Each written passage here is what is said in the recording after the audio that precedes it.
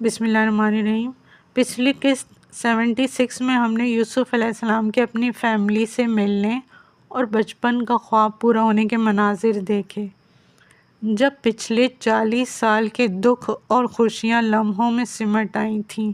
باپ بیٹا دونوں ہی خواب کو پورا ہوتا دیکھ کر شکر گزاری اور خوشی کے جذبات سے سرشار تھے۔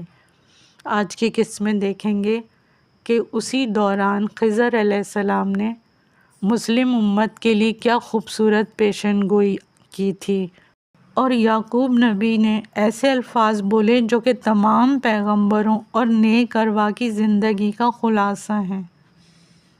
وہ بولے، خداوند اپنے جلالی اور جمالی صفات کو اپنے انبیاء کے وجود میں متجلی کرتا ہے۔ اولیاء اور پیغمبر خداوند کی صفات کے آئینہ دار ہوتے ہیں۔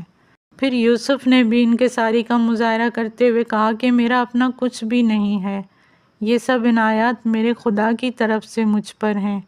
خداوند نے ہی مجھے زندان سے نکال کر یہاں تک پہنچایا، عزیز مصر بنایا، طاقت و قدرت دی، علم تعبیر خواب سکھایا۔ حالانکہ شیطان نے چالیں چلیں، بھائیوں سے جدائی ڈلوائی، مگر خدا ہر کام میں بہترین حکیم اور دانا ہے۔ اے خدا، مجھے تسلیم و رضا کی حالت میں موت دینا اور صالحین کے ساتھ اٹھانا۔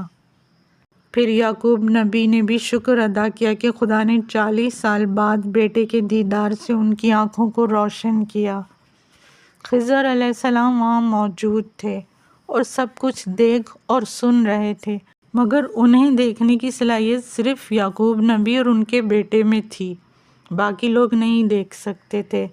اسی دوران خضر علیہ السلام نے بہت ہی خوبصورت پیشن گوئی کرتے ہوئے بتایا کہ خدا نے زمین کے صرف ایک خطے پر تمہارے ذریعے سے صالحین میں سے اپنے ایک صالح کی حکومت کی ایک جھلک دکھائی ہے، تاکہ آئندہ آنے والوں کو وہ حکومت الہیہ کا ایک نمونہ دکھا سکیں۔ یوسف نے پریشان ہو کر بولا کہ ابھی تو دنیا کے بہت سے لوگ گمراہی اور فقر و تنگ دستی کی زندگی بسر کر رہے ہیں۔ تو خضر علیہ السلام نے یہ خوشخبری دی کہ جب پیغمبر محمد تشریف لائیں گے تو وہ مصر کی طرح دنیا کے تمام لوگوں کو گمراہی اور ظلم اور متکبروں کی سازشوں سے بھی نجات دلا دیں گے۔ یہ سن کر یوسف حیران ہوئے اور پوچھا، محمد کون ہیں، کب تشریف لائیں گے وہ؟ خضر علیہ السلام بولے، وہی محمد کہ جن کا نام صدیوں سے زندگی کے مشکل لمحات میں انسان کے لیے باعث تسکین رہا ہے۔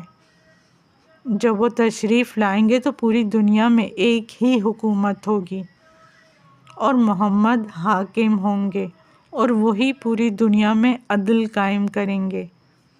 پھر یوسف نبی بولے کہ یقیناً اب آخری نبی کی زیارت کریں گے، تو میرا سلام ان تک پہنچا دیجیے گا۔ یہ کہہ کر خضر علیہ السلام غائب ہو گئے۔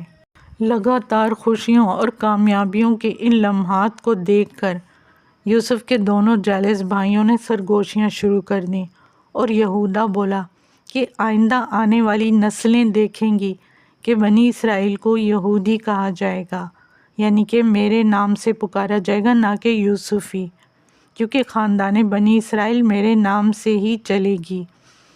اس وقت تو مصر کی تقدیر بدل گئی، برکتوں اور آسمانی رحمتوں بارشوں نے سرزمین مصر کو جل تھل سرسبز و شاداب کر دیا۔ لیکن ایسا کیا ہوا کہ یہودا کے نام سے یہودیوں کی نسل چلی؟ کمنٹس میں ضرور بتائیے گا۔